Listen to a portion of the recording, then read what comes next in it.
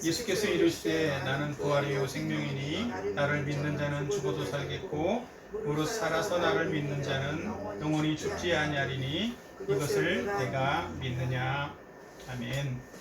예, 오늘은 이 부활 생명이신 예수님이라고 하는 이 제목으로 함께 말씀을 나누려고 합니다. 오늘도 이제 여름이 시작됐고 또 더운 날씨가 이제 연일 이어지고 있는데 제가 또 함께 나와서 예배드릴 수 있도록 이끌어 주신 하나님께 감사합니다. 우리가 지난주에는 지금 그 예수님에 대해서 계속 나누고 있는데 지난주 말씀 기억납니까? 지난주 제목이 포도나무이신 예수님에 대한 그런 말씀을 나눴죠. 포도나무 꽃도 보여줬고 포도나무도 알려줬는데 지난주의 말씀을 통해서 예수님은 가지와의 관계를 가장 소중하게 여긴다라는 말씀들을 드렸습니다. 그리고 두 번째로는 예수님은 가지를 통해 열매를 맺기 원하신다는 거죠. 그러니까 그 포도나무이신 예수님은 가지가 붙어 있을 때에 붙어 있는 가지를 통해서 포도의 열매를 맺기를 원하신다라고 하는 겁니다. 예수님과 우리의 관계가 그만큼 소중하다. 예수님은 우리를 통해서 예수님의 열매를 맺는 그런 삶이 되기를 원하신다라는 사실들을 나누었습니다. 오늘은 그 12번째인데 부활 생명이신 예수님이라고 하는 그런 제목의 말씀을 드리려고 하는데 오늘 본문의 내용은 그 죽은 나사로를 살리시는 그 내용의 부분입니다. 특별히 예수님이 죽은 나사로의 무덤 앞에서 말씀하신 그런 내용이고 오늘 25절 26절은 특별히 부활이라고 하는 또 부활 생명이라고 하는 것은 어떻게 보면 분리되어져 있는 것이 아니라 하나인 것 같아요. 그러니까 부활을 해야 생명이 있는 거죠, 그죠? 그러니까 그러면 부활과 반대되는 말은 뭘까요? 죽음이지, 사망이란 말이죠. 그렇죠?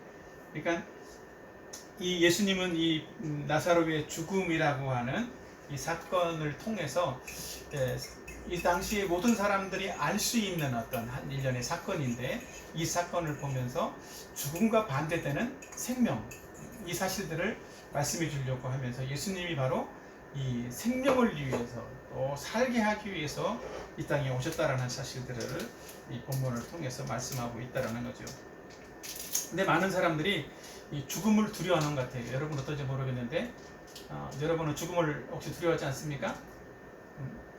사람들은 죽음을 두려워하기 때문에 때로는 이제 그 완전히 그 반대의 측면에서 죽음을 두려워하는 마음들이 사람들 속에 있기 때문에 또 그것을 애써 또 잊기 위해서 또 그걸 포장하기 위해서 사람들의 마음 한편에는 또 어떤 마음도 가지고 있냐면 죽으면 끝이다라고 하는 그런 마음들을 가지고도 있다라는 거죠. 실제로 2021년에 우리나라의 그 통계청 통계에 의하면 한국인의 사망 원인 통계가 나와 있는데 그걸 보니까 40대 이후의 사람들에게 가장 많은 어떤 그 죽음의 원인이 뭔지 압니까? 40대 이후는 암이에요. 암. 근데 10대에서 30대까지의 죽음의 원인은 무엇인 줄 압니까? 가장 높은 퍼센트가 자살이라는 거예요. 사망률 1위가 자살이라는 거죠. 근데 이 자살을 하는 사람들의 마음은 어떨까요? 왜 자살을 할까? 인생이 힘들어, 희망이 없어. 사실은 이래서 자살을 하기도 하죠. 그러니까 사회에서 사람들이 살면서 사회적이든 또 인간 관계적인 어떤 문제에 있어서든 다 그런 마음들을 갖는다라는 거예요. 참 힘들다. 어떤 외적인 요인 때문에 마음이 힘들다라는 생각을 하는 거죠. 근데 그래서 자살을 하는데 이 자살을 하는 10대에서 30대까지의 사람들의 어떤 종교적인 선교율을 또 파악한 어떤 자료가 있는데 아주 놀랍게도 그 20대, 30대의 선교율이 가장 낮다라는 거예요.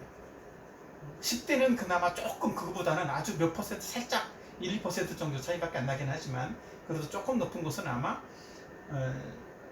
초등학교, 중학교 뭐 이렇게 그러면서 부모들이 데리고 다니는 어떤 그런 측면들도 있기 때문에 아마 부모 때문에 어쩔 수 없이 교회 가는 그러한 부분들이 있어서 조금 높은 것 같기도 하지만 실제로는 이제 20, 30대에서 이제 대학에 들어가고 이제 이렇게 독립적으로 자기들이 생각을 하고 결정을 하고 살아갈 때가 되면 더 교회를 안 나간다라는 그런 거죠.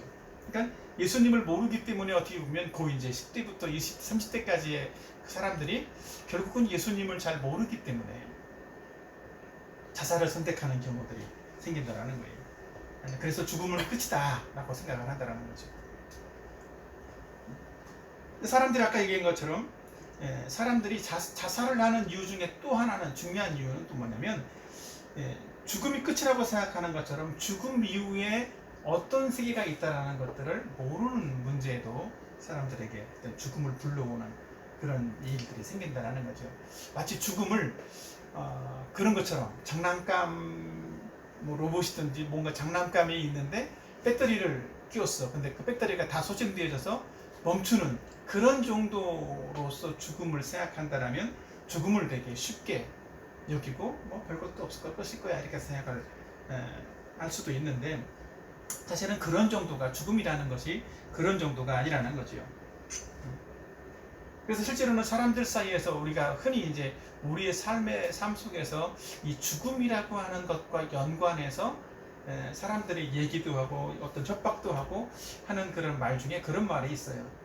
그런 말 들어봤죠. 그거는 뭐 초등학교 유치원생도 다 그런 말들을 종종 쓰기도 하는데 누구 친구나 이런 사람들한테도 그렇고 내가 화가 났어, 기분 나빴어. 그러면 어떻게 무슨 말을 해?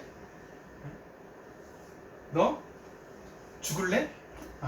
죽고 싶냐? 이런 얘기들 하죠. 그러니까 사실은 죽을래? 죽고 싶냐? 이것은 사람들에게 있어서 가장 이 죽음이라고 하는 것은 어려운 가장 큰 어떤 문제다 라고 생각을 하는 그런 모습이라는 거죠.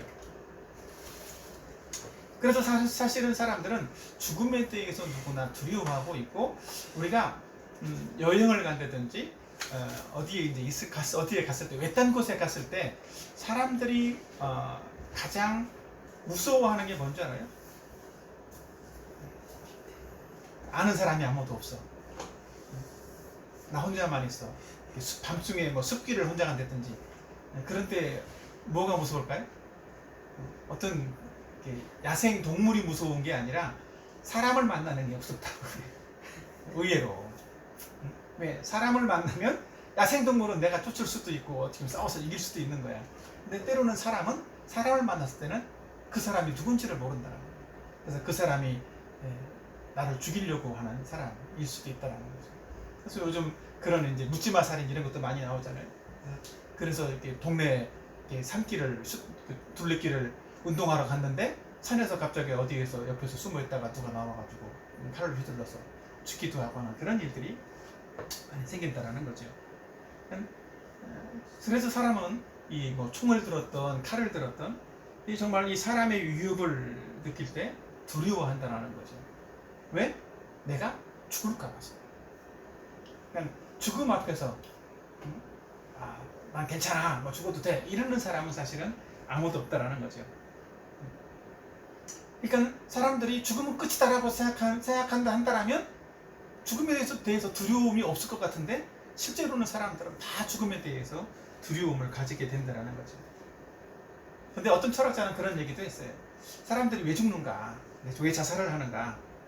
이런 이야기들을 하면서 사람들은 다 죽음을 두려워하고 있음에도 불구하고 일시적으로 죽음보다 어떤 사건을, 어떤 일들을 더 두려워하게 될 때, 그것이 자기에게 큰 스트레스로 다가올 때 그것을 넘기기 위해서, 그런 부분들을 숨기 위해서 오히려 죽음이라고 하는 그 뒤에 자기 자신을 숨기기 위해서 죽기도 한다는 거예요.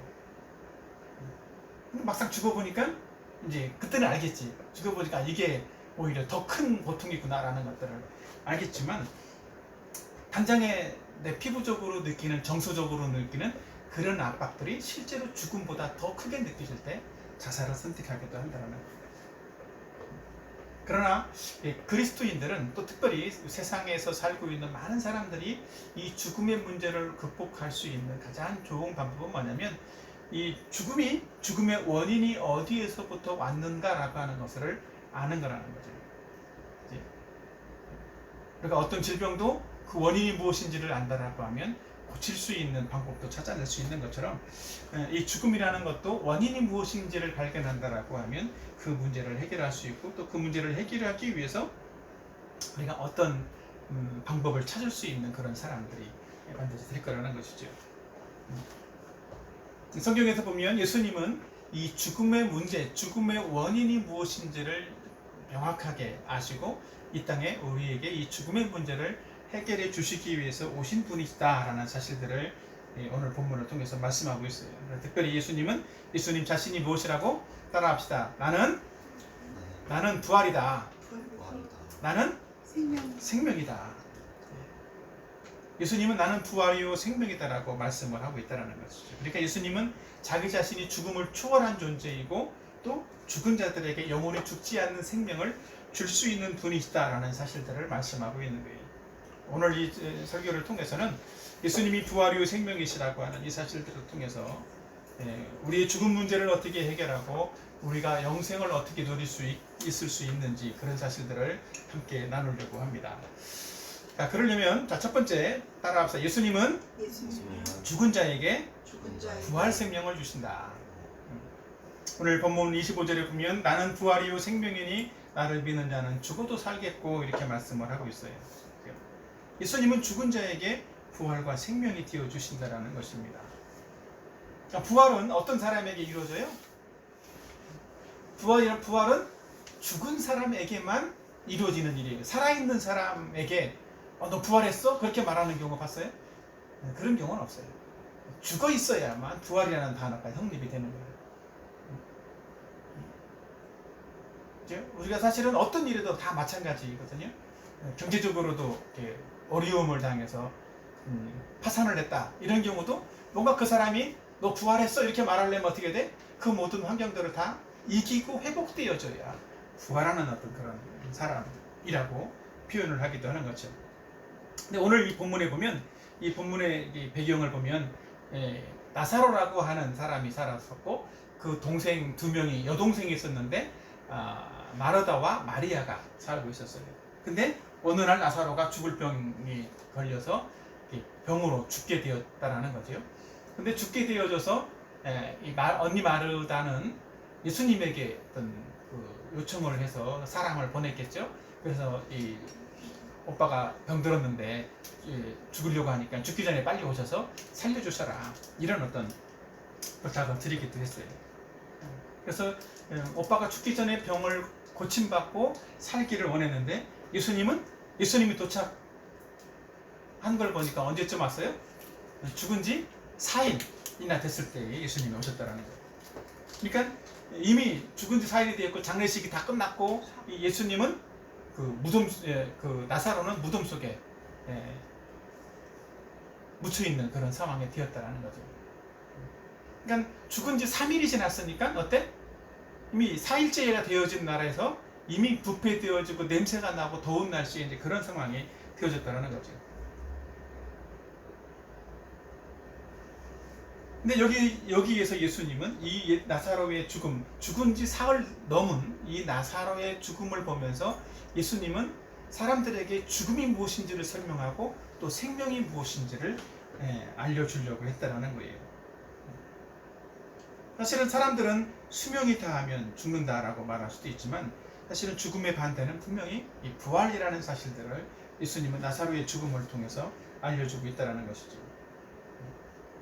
특별히 예수님을 믿는 사람들은 누구나 다 죽음 이후에 부활이 있다는 사실들을 믿으라고 말씀하고 있는 거예요. 모든 사람은 죽을까요? 살까요?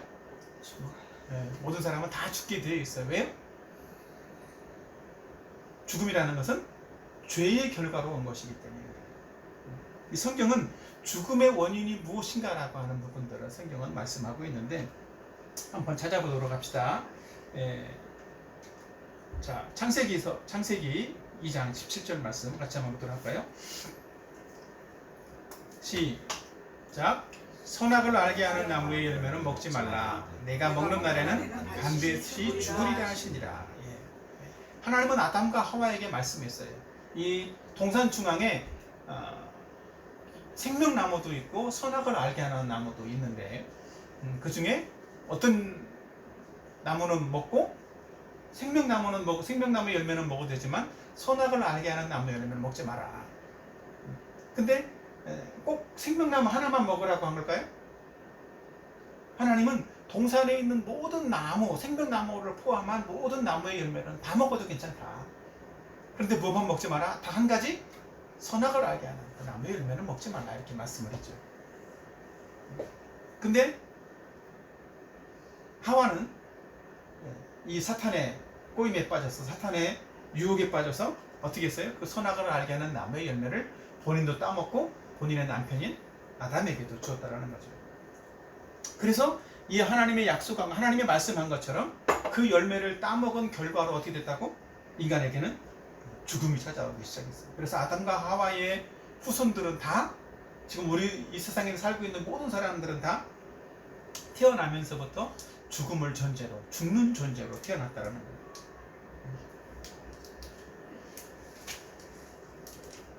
하나님 말씀에 불순종한 아담과 하와에게 찾아온 것이 바로 죽음이라고 하는 거죠.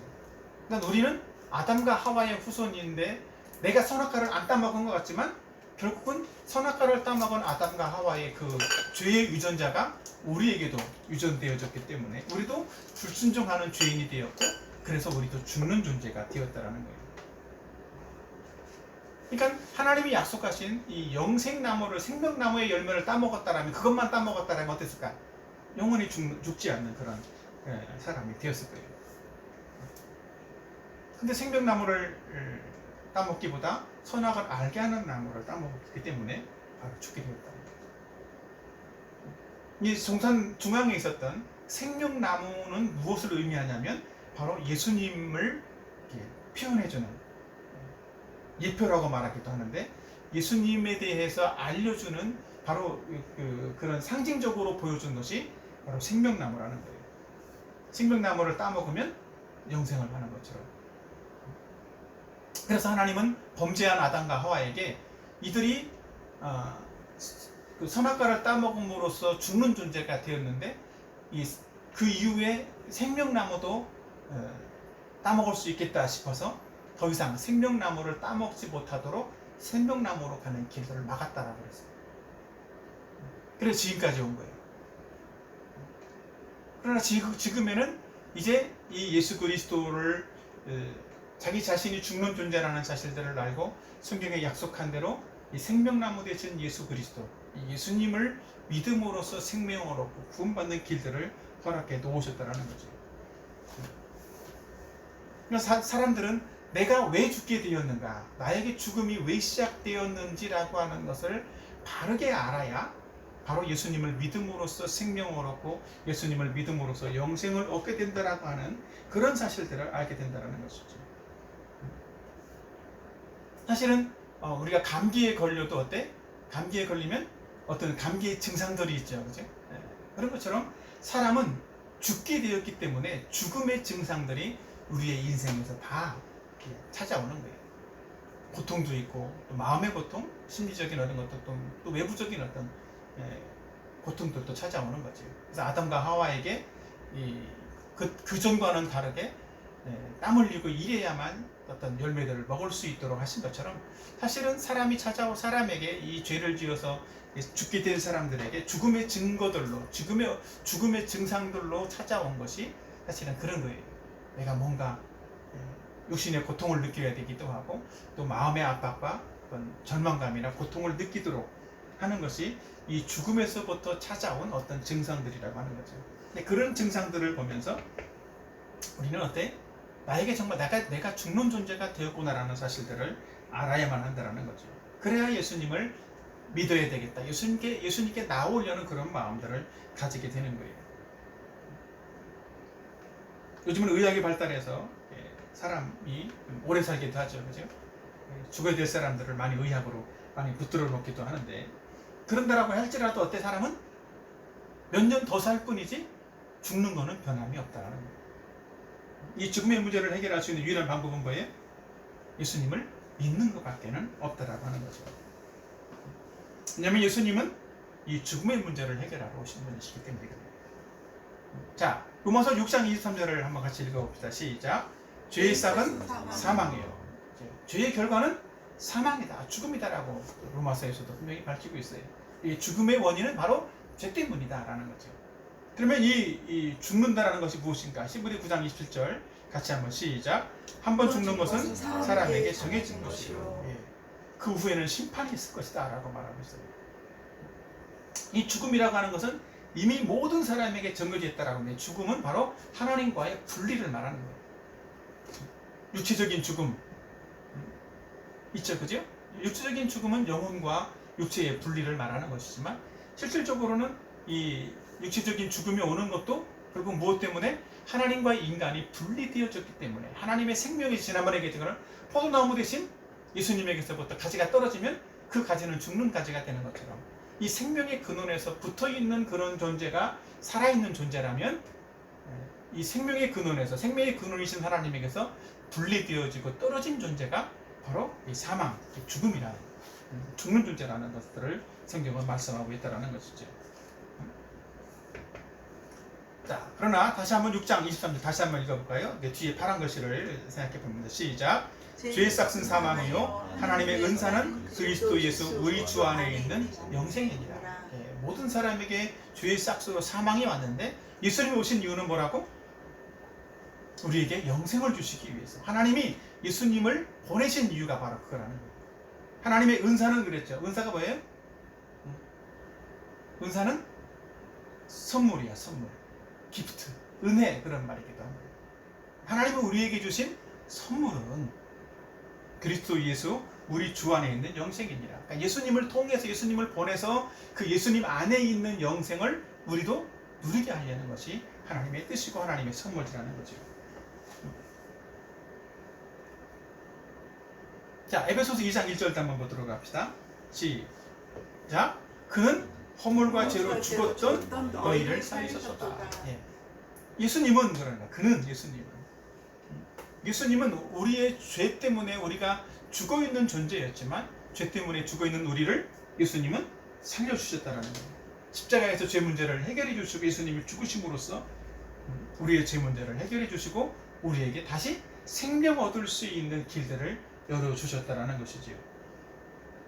그러니까 내가 이 죄 때문에 죽어 있는 존재라는 사실들을 아는 사람, 바로 그런 사람만이 죽어 있는 상태에 있는 사람만이 부활을 하게 되고 생명을 얻게 되는 그런 사람이 된다는 거예요. 그러니까 이 사실들 나는 죄가 없어요. 나는 죽은 사람이 아닙니다. 라고 생각하는 사람이라면 부활과 이 영생을 얻을 수 있을까 없을까? 그런 사람은 부활과 영생을 얻을 수가 없는 거예요. 그래서 예수님 당시에 많은 바리새인들이 바로 그런 사람이었어요. 나는 죄인이 아닙니다. 라고 생각했다. 그렇기 때문에 그들은 예수님을 믿지도 못했고 예수님을 실제로 알고 바로 눈앞에서 예수님을 보기도 하고 만났기 때문에도 불구하고 구원받지 못하는 사람들이 되었다는 거예요. 우리는 우리 자신이 이렇게 죄 때문에 내가 죽어있는 존재구나. 여기 보면 에베소 2장 1절에 보면 허물과 죄로 어떻게 되었던? 죽었던, 이미 죽어있는 존재라는 거예요. 앞으로 내가 나이 들어서 늙어서 죽을 이런 미래형이 아니라 이미 죽어있는 존재다. 죽어있는 존재로 태어났다. 내가 이런 존재, 내가 죽어있는 존재라는 사실들을 알 때에만 바로 예수님이 생명의 부활이시고 또 부활 생명을 나에게 주시는 분이시라는 사실들을 믿고 구원받게 된다는 것이죠. 예수님은 이 일을 위해서 우리를 이렇게 우리가 죽어있는 존재라는 사실들을 깨닫게 하고 우리에게 이 부활 생명을 주시기 위해서 오신 분이시라는 거죠. 자, 두 번째는 예수님은 죽어도 죽지 않는 생명을 주시기 위해 오신 분이시라는 거예요. 자, 요한복음 11장 26절 다 같이 한번 큰 소리로 읽어봅시다. 시작. 무릇 살아서 나를 믿는 자는 영원히 죽지 아니하리니 내가 이것을 믿느냐. 믿습니까? 네. 나를 믿는 자는 영원히 죽지 않게 될 것이다. 그러니까 예수님을 믿는 자에게 있어서의 육신의 죽음은 사실은 죽음이 아니다 라는 사실들을 말씀하고 있는 거예요. 예수님을 믿는 사람은 육신적으로 죽는다고 해서 끝이 아니라 뭐라고? 죽어도 죽지 않는 그 생명을 가진 사람들이기 때문에 그런 거예요. 예수님을 믿는 사람에게 있어서 육체적인 죽음은 그래서 진정한 죽음이 아닌 것이 되는 거죠. 성경이 말하는 진정한 죽음은 예수님을 믿지 않는 사람들을 말하는 거죠. 하나님의 생명에서 벗어나서 떨어져 있는 사람. 그렇기 때문에 예수님을 믿는 사람들은 어떤 사람이다? 죽음을 보지 않는, 죽어도 죽지 않는 그런 생명을 가진 사람이다라는 것을 말씀하고 있는 거예요. 예수님은 이 죽음의 문제를 이기시고 추월하신 분이시기 때문에 예수님은 이미 우리의 죄를 위해서 십자가에 못 박아 죽으셨는데 죽음으로 끝난 것이 아니라 예수님은 어떻게 됐어요? 3일 만에 부활하셨단 말이에요. 그래서 하나님의 아들이라는 사실들을 증명하기도 했고 우리의 죄를 대신해서 죽은 분이라는 사실들을 알려주시기도 했는데 예수님은 이 죽음의 문제를 이기시고 부활하심으로써 바로 우리에게 이 죽음의 문제를 이기고 부활하는 생명을 얻는 존재가 이 영원한 생명을 소유한 존재가 되게 해주셨다는 것이죠. 근데 이제 우리가 오늘 이 말씀을 한번 생각을 해봐요.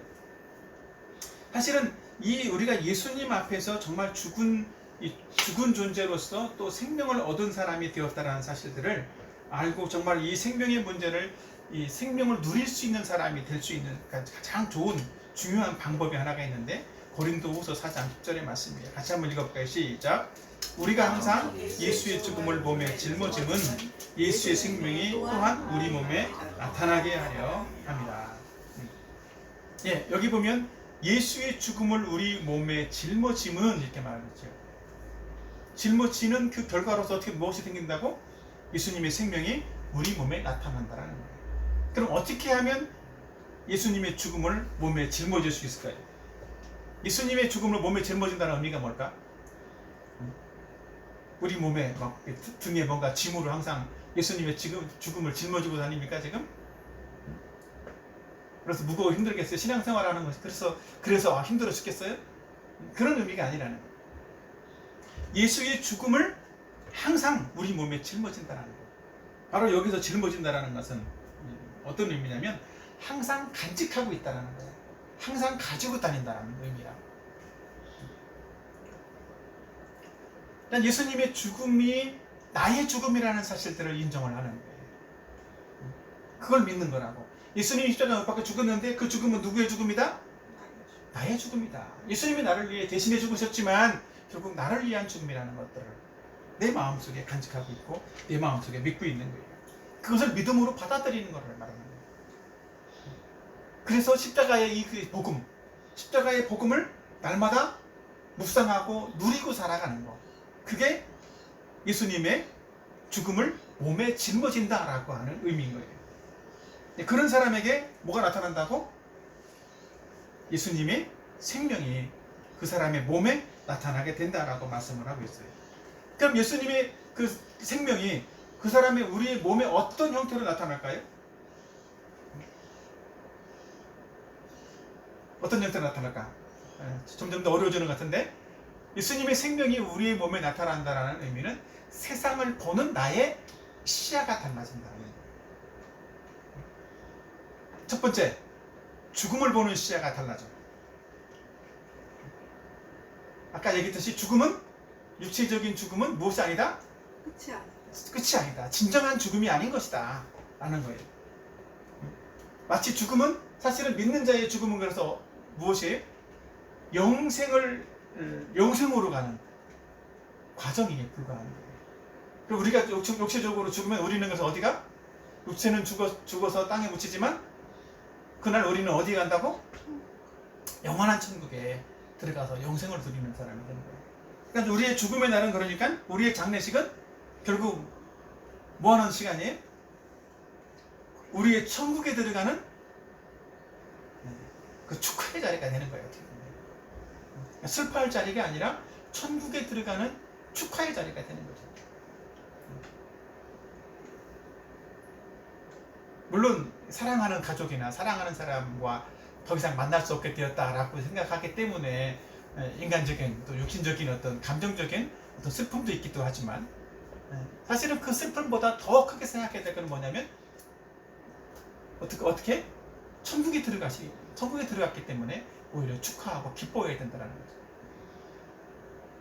자, 두 번째로는 현재의 삶에 대한 어떤 태도도 달라지게 되어 있어요. 아까 얘기했듯이 사람들은 10대, 20대, 30대가 자살하는 이유 중에 하나가 뭐라고? 삶이 어렵다라는 거야. 죽음 뒤에 숨어야 할 만큼 이 고통이, 내가 느끼는 감정적인 고통이 어렵다라는 거죠. 절망이라는 거죠. 더 이상 소망이 없다라는 거죠. 근데 예수님을 믿는 사람들은 어떤 모습으로 달라진다고? 소망이 없는 것이 아니라 소망이 있다라는 거예요. 지금 내 삶 속에 아무런 어떤 기대할 만한 어떤 소망으로 보이는 것들이 실질적으로 없을지라도 기뻐하고 즐거워할 수 있는 거예요.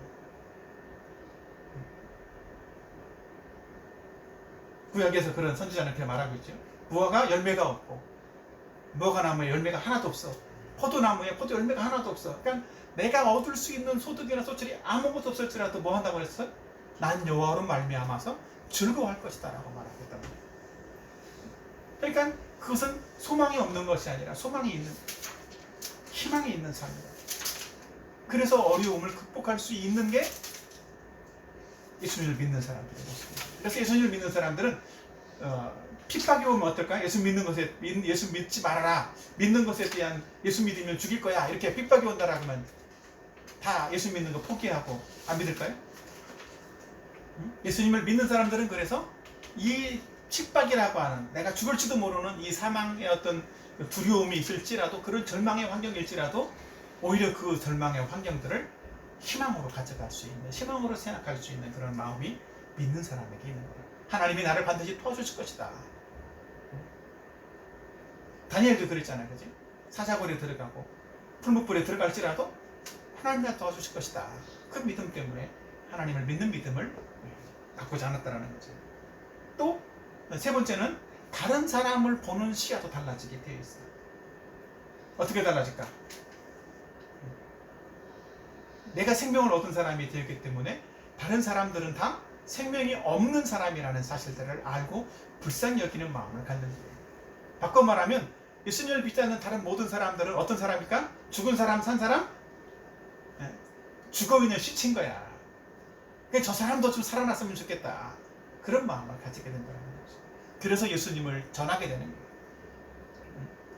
그 사람을 불쌍히 여기니까 그 사람이 어떻게 하면 예수님을 믿을 수 있도록 어떻게 하면 잘 서비스를 해주고 섬겨줄까, 그런 마음들을 갖는 거예요.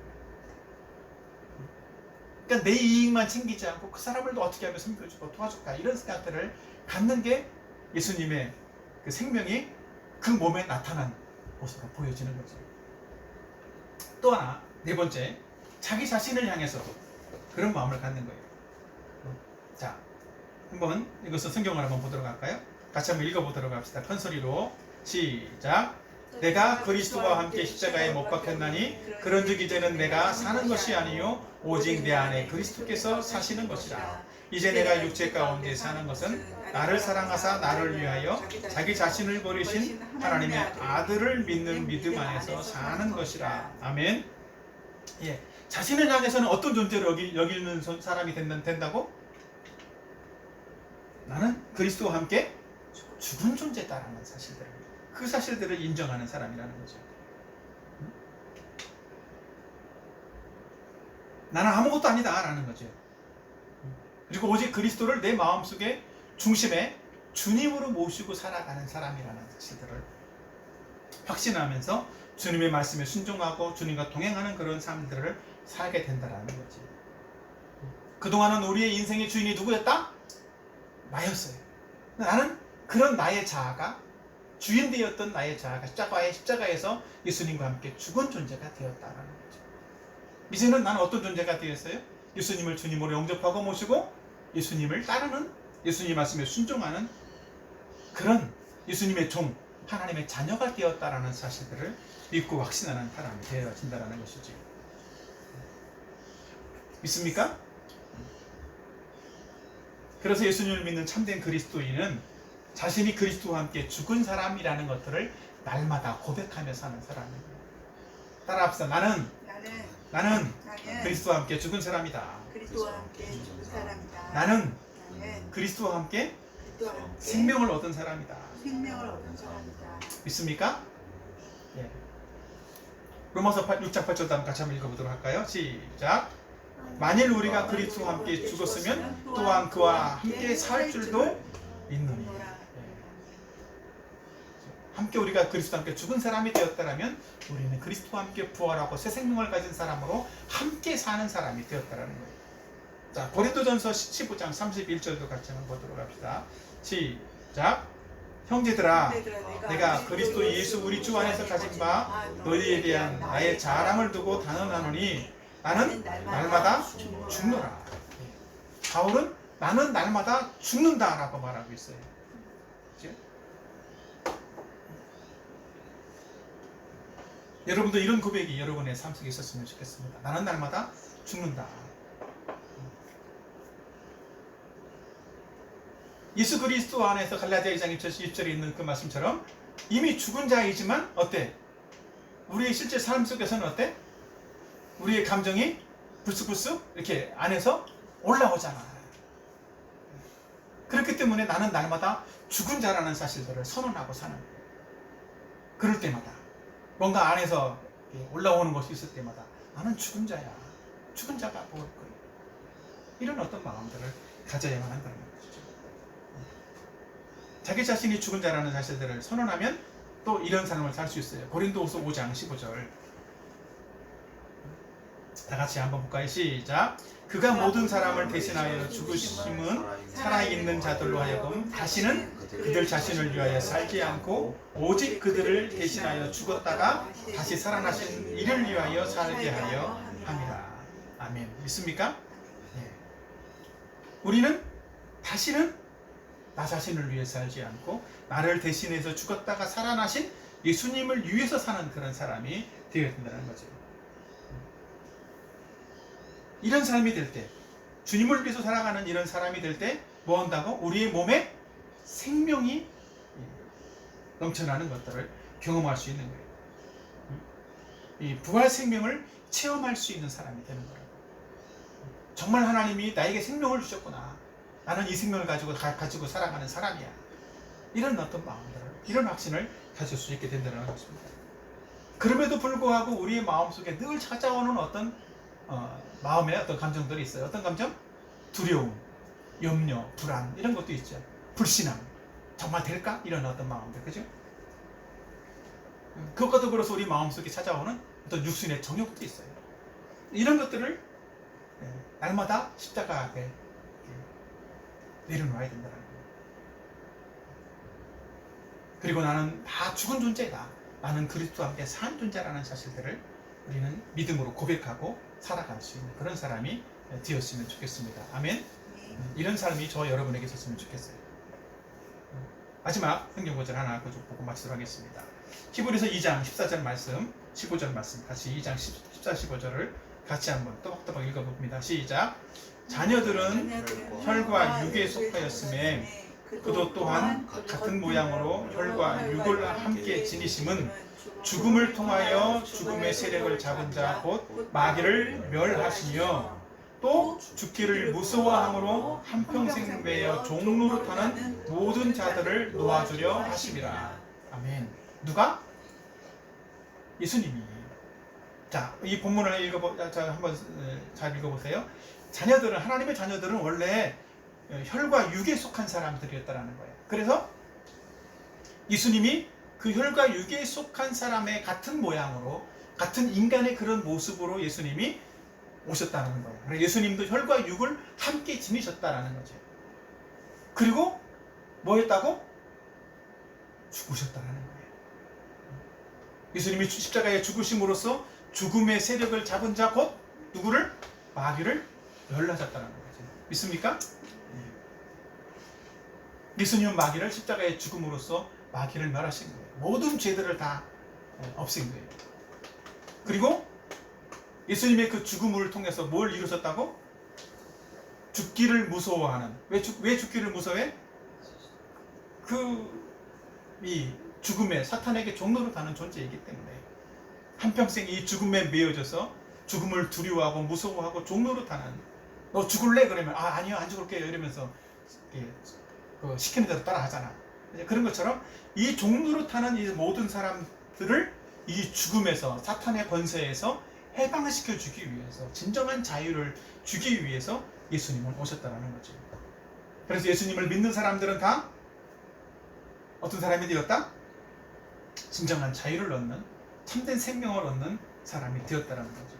더 이상 이 죽음의 종노릇하거나 그 매여서 사는 사람이 아니라 진정한 자유를 누릴 수 있는, 이 생명의 자유를 누릴 수 있는 사람이 되었다는 거죠. 이런 사실들을 믿는 사람, 이런 사실들을 믿는 사람은 우리의 삶에서 뭘 경험하면서 살게 된다고 그랬어요? 그리스도의 생명이 우리 안에 있는 것들을. 그래서 참된 부활 생명이 나에게 있다는 사실들을 날마다 경험하고 체험하며 사는 그런 사람이 되어진다는 것이죠. 이런 삶이, 이런 복스러운 은혜가 저와 여러분에게 평생 있어지기를 예수님의 이름으로 축원합니다. 아멘.